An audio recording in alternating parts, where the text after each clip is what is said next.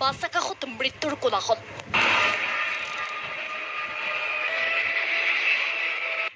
জীৱন্ত অৱস্থাত আকাশতে জ্বলি গ'ল ৮জন লোক। কৰুণ মৃত্যু ঘটিল ৮জন লোকৰ। হতিয়াৰ বেলুনত লাগিছিল ভয়ংকৰ জুই। হতিয়াৰ বেলুনটোত আছিল মুঠ ২১গৰাকী ব্যক্তি। দক্ষিণ ব্ৰাজিলত আজি ভয়ংকৰ ঘটনা। এই দৃশ্য ভয়াৱহ আৰু মৰ্মান্তিক।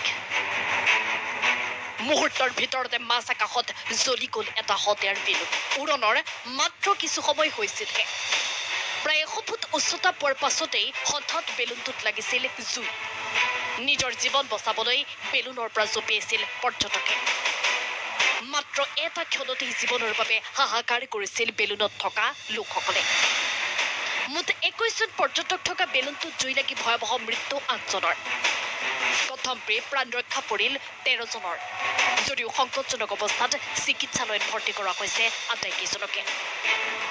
ব্ৰাজিলৰ প্ৰায়া গ্ৰেণ্ডে চহৰত পৰ্যটকৰ সৈতে ঘটিল এই অঘটন। দুৰ্ঘটনাৰ আঁৰত বতৰ বেয়া আৰু গেছ লিক হোৱাৰ দৰে কাৰিকৰী সমস্যা থকা বুলি জানিব পৰা গৈছে। উৰণৰ সময়তো বেলুনটোৰ স্থিৰতা বজাই ৰাখিবলৈ বহুতে বেলুনটো ধৰি ৰাখিব লগা হৈছিল। যাৰ পৰা স্পষ্টকৈ বুজা যায় যে বেলুনটো প্ৰথম অৱস্থাতে অস্থিৰ আছিল। প্ৰচণ্ড বতাহৰ বাবে বেলুনটো ইফাল সিফালে দোল খাইছিল। আৰু নিৰ্গত হোৱা গেছৰ বাবে জুইকুৰা অধিক তীব্ৰত হৈছিল।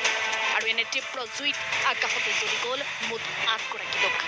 ব্ৰাজিলত আজি সংঘটিত এই ভয়ানক দুৰ্ঘটনাৰ সন্দৰ্ভত আগবঢ়ালো এই প্ৰতিবেদন। News 6 report, Prag news digital.